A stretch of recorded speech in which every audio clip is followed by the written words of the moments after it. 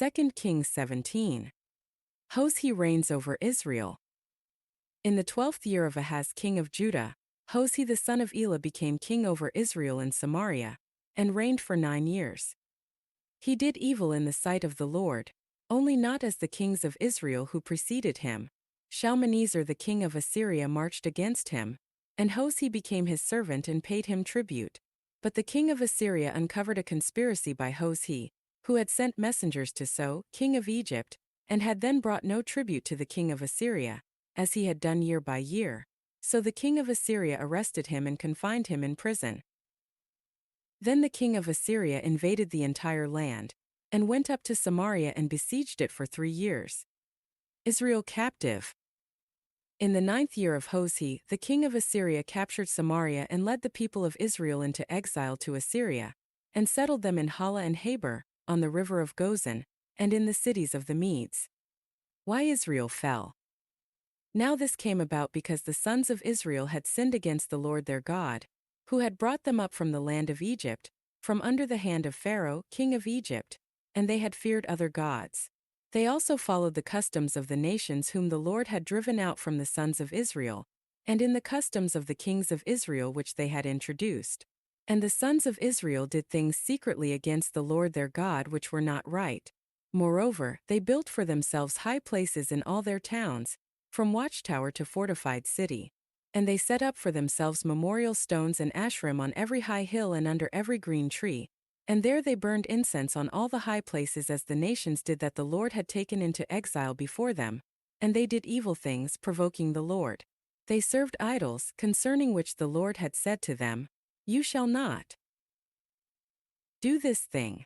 Yet the Lord warned Israel and Judah through all his prophets and every seer, saying, "Turn back from your evil ways and keep my commandments and my statutes in accordance with all the law which I commanded your fathers, and which I sent to you through my servants the prophets."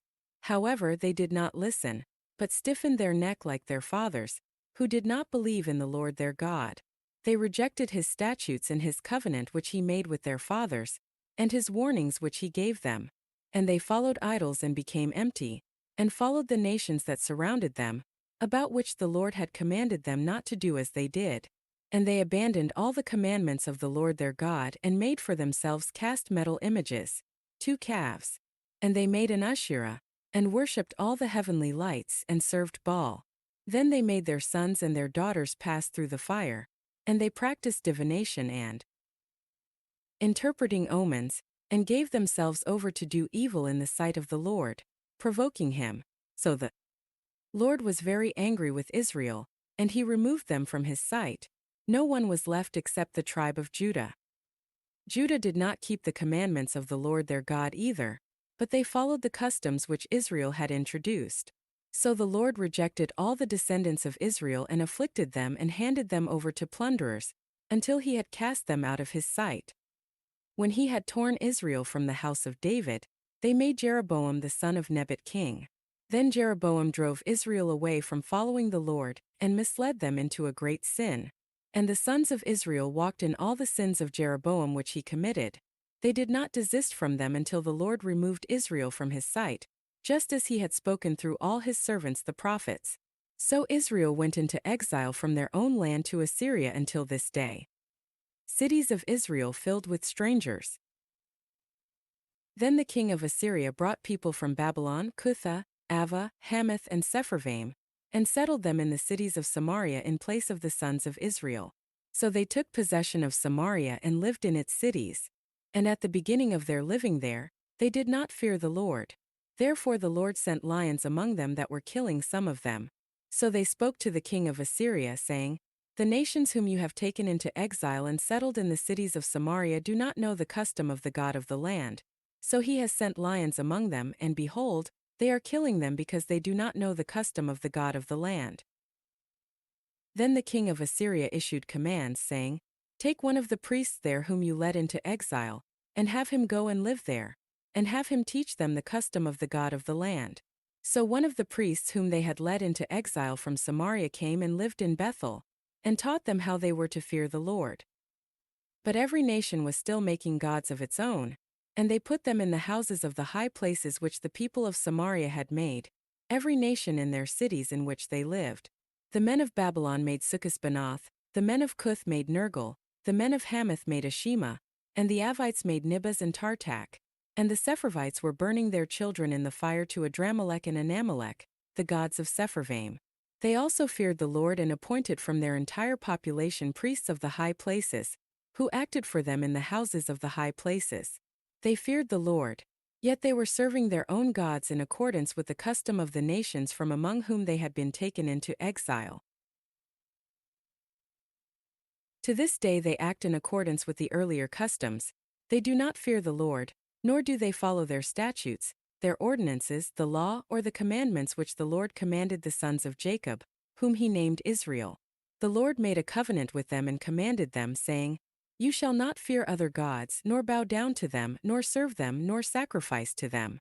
But the Lord, who brought you up from the land of Egypt with great power and with an outstretched arm, him you shall fear, and to him you shall bow down, and to him you shall sacrifice.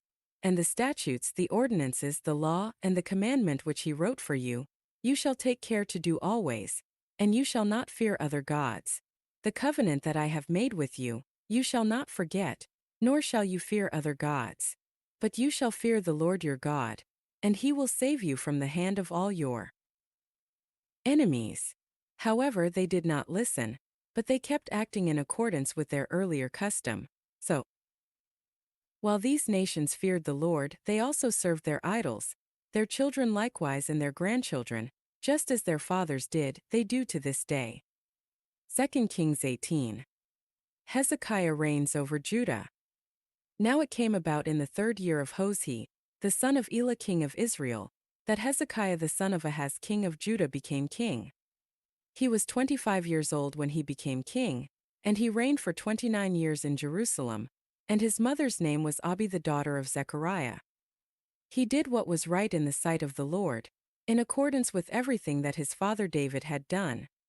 He removed the high places and smashed the memorial stones to pieces, and cut down the Asherah. He also crushed to pieces the bronze serpent that Moses had made, for until those days the sons of Israel had been burning incense to it, and it was called Nehushtan.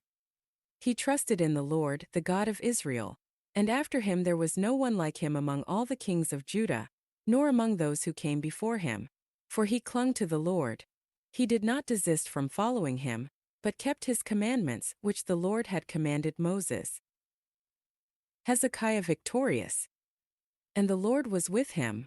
Wherever he went he was successful. And he revolted against the king of Assyria and did not serve him. He defeated the Philistines as far as Gaza and its territory, from watchtower to fortified city. Now in the 4th year of King Hezekiah, which was the 7th year of Hoshea son of Elah king of Israel, Shalmaneser king of Assyria marched against Samaria and besieged it. And at the end of 3 years they captured it. In the 6th year of Hezekiah, which was the 9th year of Hoshea king of Israel, Samaria was captured. Then the king of Assyria led Israel into exile to Assyria, and put them in Hala and on the Habor, the river of Gozan, and in the cities of the Medes. This happened because they did not obey the voice of the Lord their God, but violated his covenant, all that Moses the servant of the Lord had commanded. They would neither listen nor do it. Invasion of Judah. Now in the 14th year of King Hezekiah, Sennacherib king of Assyria marched against all the fortified cities of Judah and seized them.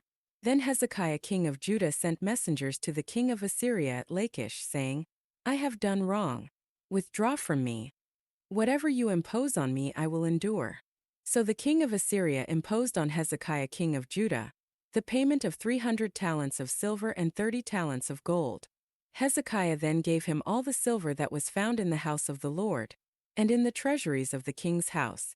At that time Hezekiah cut off the gold from the doors of the temple of the Lord, and from the doorposts which Hezekiah king of Judah had overlaid, and he gave it to the king of Assyria. Then the king of Assyria sent Tartan, Rabsaris, and Rabshakeh from Lachish to King Hezekiah with a large army to Jerusalem. So they went up and came to Jerusalem.